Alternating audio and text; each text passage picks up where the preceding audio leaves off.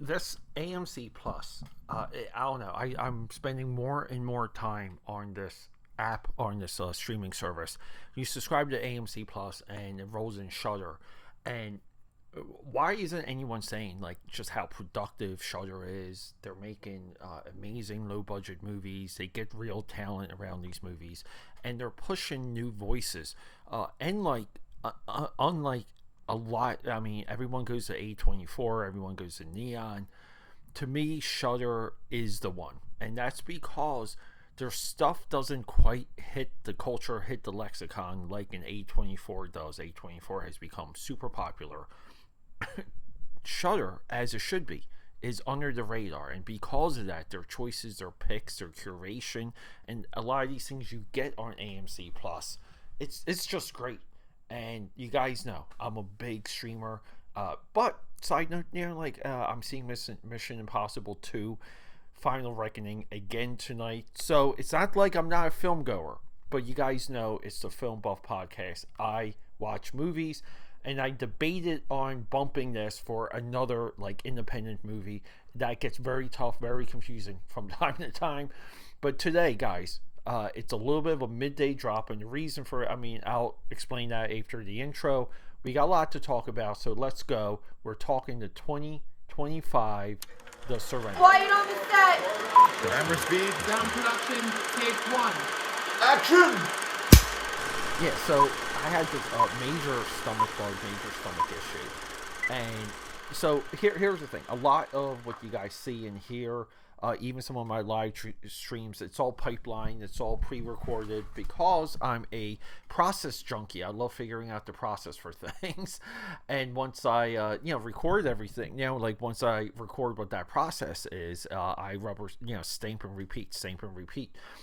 But sometimes we, because I kind of do have like different theme days and content direction like days, it can get a little bit confusing when something new comes out, and I go back and forth between like watching something, you watch it, you say you're going to record it, you start taking your notes, you start doing your initial research, but then kind of like life happens. So sometimes, it's like we have episode releases in the float that are not pre-scheduled, and the reason why they're not fully rescheduled as of like time and date, meaning it's going to go live at this time no matter what, it's because there's no platform for AKAPAD, myself, the Film Buff, to use to where I can easily organize what's in queue and what's coming and be able to like shift things around.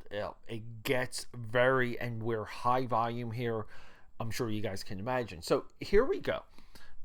With all of that, yes, so life too, got this major stomach bug, been recovering, still did a live stream like on Wednesday, fought through it, was only able to do 2 hours, but then I had a phone call, so like that 2 hours was really kind of like 3.5 hours, and I was on California time at the whole thing. So but either way, guys, it's Friday. We like we like to talk independent movies. 2025, The Surrender. So I didn't watch anything about this movie. I clicked on it just straight up from the poster, and the poster is kind of like you see people walking in the background. And it has the girl from The Boys, Colby Manifee. That's her name. This girl, she plays Megan. In my view, Colby becomes an actress in this movie. She carries this movie. Now, we have a writer-director, Julie Mack. She has done 3 or 4 short films. I have yet to watch them, but I can guess the quality of those short films. This is a writer-director that knows how to talk to actors. But I feel like Kobe, she has to talk to a lot less, because we get some choppiness from this girl's mother. The girl's mother is also on the poster, so everyone's like red. It's red and black on the poster, and they're on the platform, and it's just like dripping blood. All the things you want to click on for a Friday release. So her mother, Choppy, where this movie falls apart, where we kind of get a little bit disconnected, but again, we watch it because we know we're looking at something new. We're from someone new, right? We're not watching any of these big budget Hollywood guys. We're watching very small independent voices. There's a couple flashbacks in this movie that try and contextualize the emotional state that these characters are in, especially when they go into this netherworld or this middle world. It's kind of like a membrane.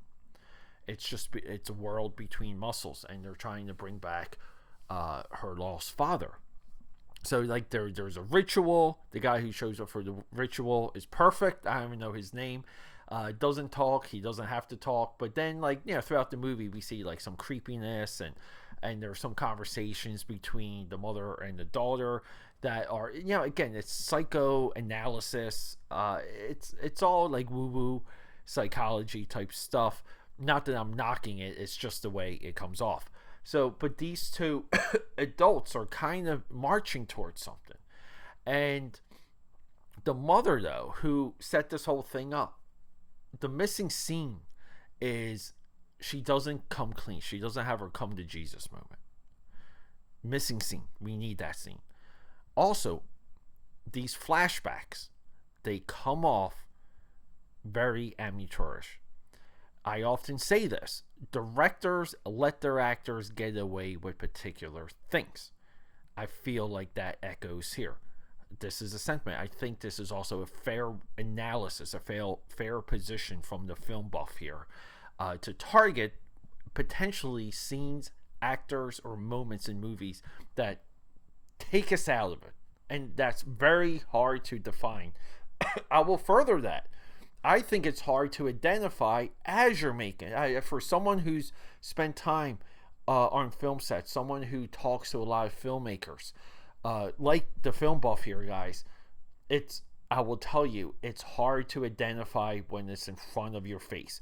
This is why so many independent guys, they get obsessed with the dailies. They get obsessed with what they're making along the way.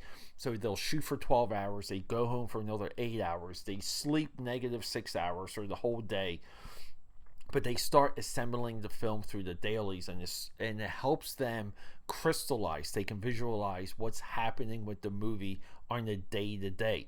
And keep in mind, if we're independent, we're shooting quicker, we're shooting looser, we're shooting more every single day. It's impossible to go back and correct things. But guys, what we have here, and you know me, I'm not big on open-ended endings. I'm just like done with that. I think it's the biggest cop-out. I think it's disingenuous. I think it's totally lazy. But, well, when it's of note, we comment on it. And this movie has a wide open ending. It's really, and I feel like based on the viewer and where you are and what your relationship with your parents, where that's at, you can view this in a lot of different ways. She's either trapped in this purgatory membrane or she's set free.